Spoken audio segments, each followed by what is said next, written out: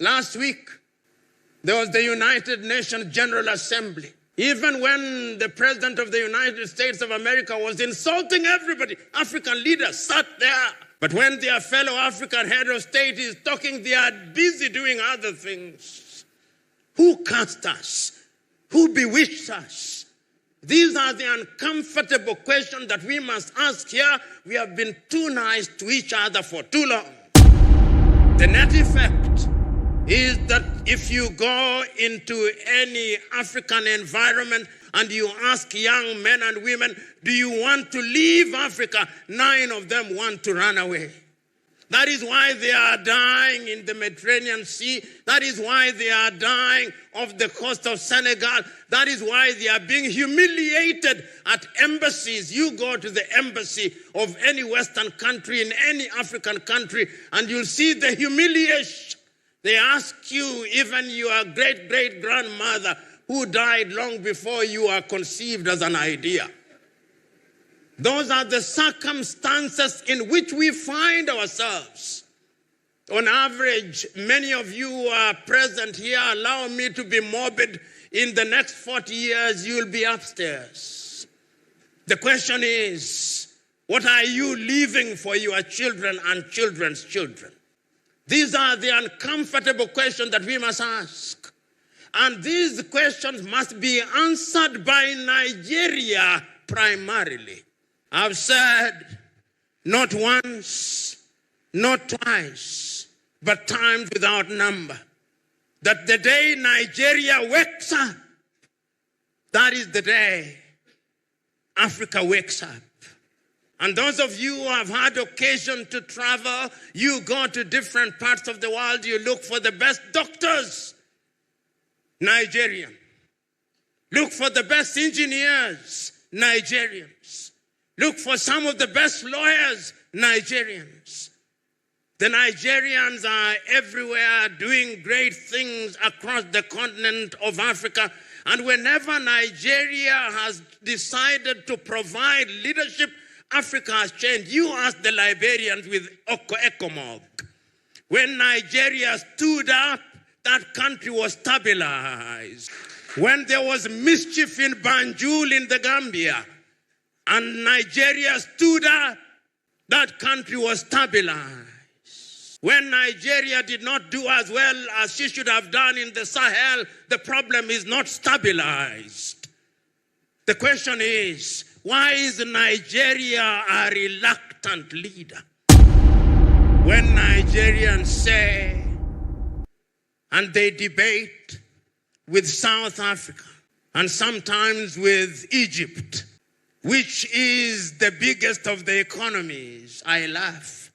I laugh because the economies that they are talking about using the unreliable GDP, but we must use it, is that Nigeria is 500 billion USD GDP with a population of over 200 million. Singapore, which is smaller than Lagos, with a population of 6 million, has a GDP of 564 billion. So the debate between Nigeria and Egypt and South Africa is a debate between two dwarfs as to which one is the taller of them. Even if one is taller than the other, they are still dwarfs. The day that I will celebrate Nigeria is the day Nigeria tells me we are 2 trillion economy. And Nigeria can achieve it. And Nigeria must achieve it. What does Nigeria not have? Is the oil that is produced in Nigeria different from the oil that is produced in Saudi Arabia? Is it different than the oil that is produced in Kuwait, that is produced in Bahrain, that is produced in Qatar? Why must Nigeria not be the leader that has pipelines across the continent of Africa? Why can she not do it? She can.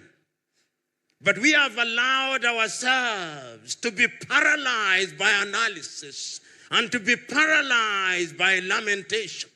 It is your own kinsman, Chinua Achebe, who said that adversity is a problem of humanity, but we must never allow ourselves to be the victims or the agents of adversity.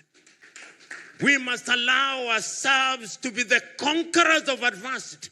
Chinua said, and I remember so very vividly in 1983, when Chinua Achebe wrote the little book, The Trouble with Nigeria, and he simply said that the problem with Nigeria, and he there said the rest of Africa is simply and squarely one of leadership.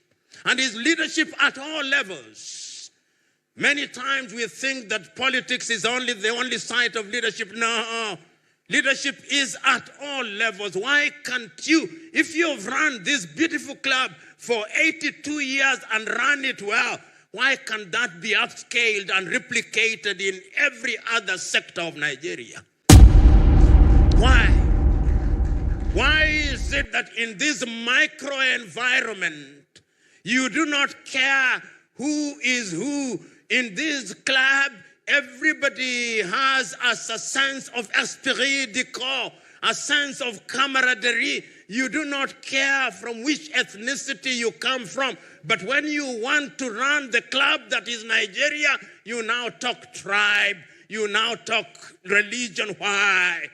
These are the uncomfortable questions that you must confront, because if you do not confront them, then Nigeria and Africa will continue to punch below her weight.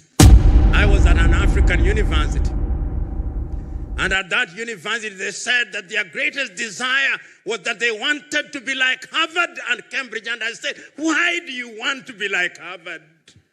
Why do you want to be like Cambridge? Why can't you not just be you? One of the things that we Africans must do is to exercise the ghost of low self-esteem and to wear the spirit of self-belief. The day we do that, that is the day that Africa will begin to grow.